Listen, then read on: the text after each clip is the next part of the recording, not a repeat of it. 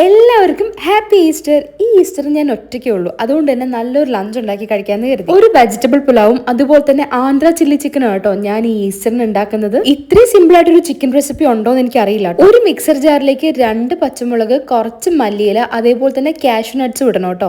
എന്റെ അടുത്ത് cashew nuts ഇല്ലാത്തതുകൊണ്ട് ഞാൻ നട്ട്സ് പൗഡർ ആണ് ഇട്ടെ. ഇത് നന്നായി പേസ്റ്റായി അരച്ചതിന് ശേഷം ചിക്കനിലേക്ക് പുരട്ടി കുറച്ച് റെസ്റ്റ് ചെയ്യാൻ വെക്കാം കേട്ടോ. ഇനി ഒരു വെജിറ്റബിൾ പുലാവ് ഉണ്ടാക്കാം. ഒരു പാനിലേക്ക് കുറച്ച് നെയ്യും അതേപോലെ തന്നെ സ്പൈസസും ഇട്ട് ഒരു ഭാഗം സവോളയും നീളത്തിലരിഞ്ഞ ക്യാരറ്റും ഇട്ട് കുറച്ച് നേരം ഒന്ന് വഴറ്റുക കേട്ടോ. ക്യാരറ്റ് ഓവർ കുക്ക് ആവാണ്ട് നോക്കണേ. അതിലേക്ക് കുക്ക് ചെയ്ത് വെച്ച ഗ്രീൻ പീസും കോണും കൂടി ഇട്ട് കുറച്ചുകൂടെ ഇളക്കിയെടുക്കുക. അതിനുശേഷം വേറെ ഒന്നുമില്ല, കുക്ക് ചെയ്ത് വെച്ചേക്കുന്ന റൈസ് കൂടെ ഇട്ട് കുറച്ച് ഉപ്പൂടി ഇട്ടിട്ട് വേണമെങ്കിൽ കുറച്ച് മല്ലിയില വെച്ച് ഗാർണിഷ് ചെയ്ത് എടുത്തു കഴിഞ്ഞാൽ നമ്മുടെ വെജിറ്റബിൾ പുലാവ് റെഡി. ഇത്രയും സിമ്പിൾ ആയിട്ടുള്ള ഒരു പുലാവ് ഞാൻ വേറെ ഉണ്ടാക്കിയിട്ടില്ല കേട്ടോ. ഇനി നമ്മുടെ ആന്ധ്ര ചില്ലി ചിക്കൻ, അതിന്റെ റെസിപ്പി പുലാവിലും ഈസിയാണേ. ഒരു പാനിലേക്ക് ഗീ ഇട്ട് അതിലേക്ക് ഡൈസ് ചെയ്ത് വെച്ചേക്കുന്ന സവോളയും കുറച്ച് ഉപ്പിട്ട് കുറച്ച് നന്നായി വഴറ്റിയെടുക്കുക. അതിനുശേഷം നമ്മൾ നേരത്തെ മാരിനേറ്റ് ചെയ്ത് വെച്ചേക്കുന്ന ചിക്കനോട് ഇട്ട് ഒന്ന് കുക്ക് ചെയ്തെടുത്താൽ മതി.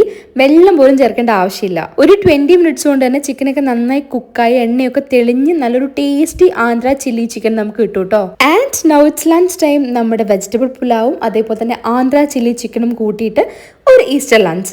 നിങ്ങൾക്ക് ഇന്ന് ഈസ്റ്റർ സ്പെഷ്യൽ ആയിട്ട് എന്തായിരുന്നു താഴെ കോമെന്റ് ചെയ്യാൻ മറക്കല്ലേ. അപ്പോൾ until I see you again, bye and take care.